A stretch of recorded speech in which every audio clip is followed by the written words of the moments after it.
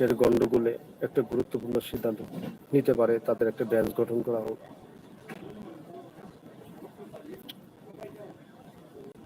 আজকে যারা বুকের তাজা রক্ত দিয়েছে তারা ছাত্র দল না, আওয়ামী লীগ না, সাধারণ মানুষ, সাধারণ ছাত্র, তাদের অধিকার ছিনিয়ে নেওয়ার কথা ছিল, অথচ তাদের বুকে গুলি করে ঝাঁঝরা করে দেওয়া হয়েছে। এর সঠিক বিচার চাই, ফাঁসি চাই আমরা। আওয়ামী লীগ বিডিআর বিদ্রোহ ঘটিয়ে আবার নিজেই তাদেরকে, বিজিবিদেরকে ফাঁসি দিয়েছে, বিচার করেছে। এটা খুব অমানবিক। হেফাজতে ইসলাম অনেক মানুষ হত্যা করেছে, এগুলো অমানবিক। এগুলো বিচার আচার করে দেশকে আবার সুন্দর করে গঠন করা হোক। ইসলামের ন্যূনতম জ্ঞান যার নাই, শুধু বাংলার জ্ঞান আছে, এ দিয়ে চলবে না। এতে অনৈতিক, লোভী এবং মানুষকে ক্ষতি করার জন্য রাজনৈতিক শক্তিকে ব্যবহার করবে, সামরিক শক্তিকে ব্যবহার করবে।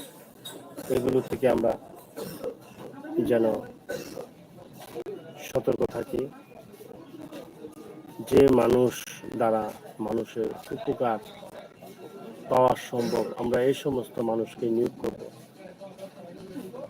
আমরা ফেসিবাদী, ধর্মহীন, কুলাঙ্গার মানুষকে ক্ষমতায় দেখতে চাই না। একজন হিন্দু ধর্মীয় যদি হয়, শুধু হিন্দু ধর্ম যদি মানে, ধর্মের প্রতি বিশ্বাস থাকে, নরম ব্যবহার হয়, তাতে কোনো ক্ষতি নেই। তবে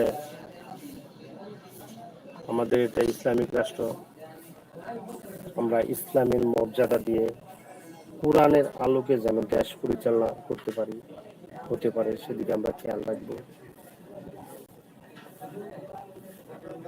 কারণ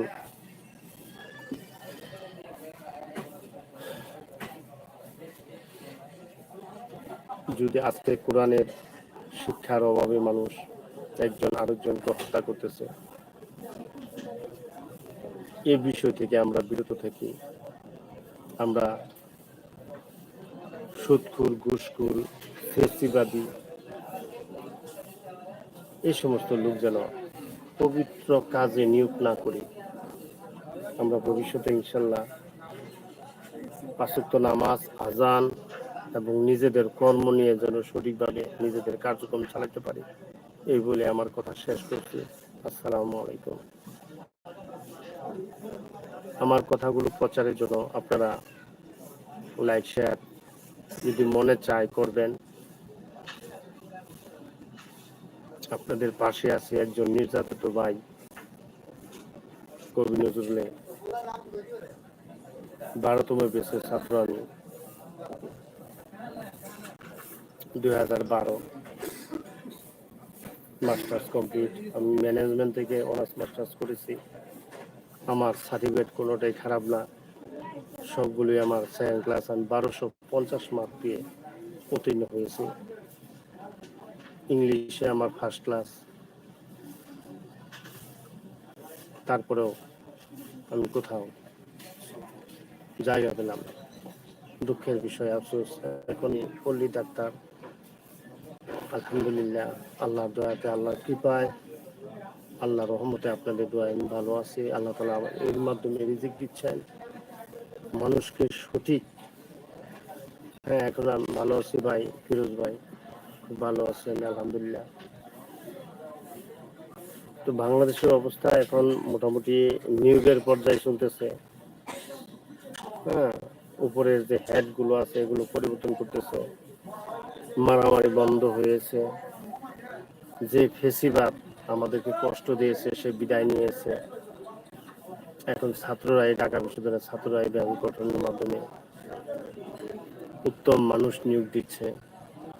আমরা খুব খুশি আছি।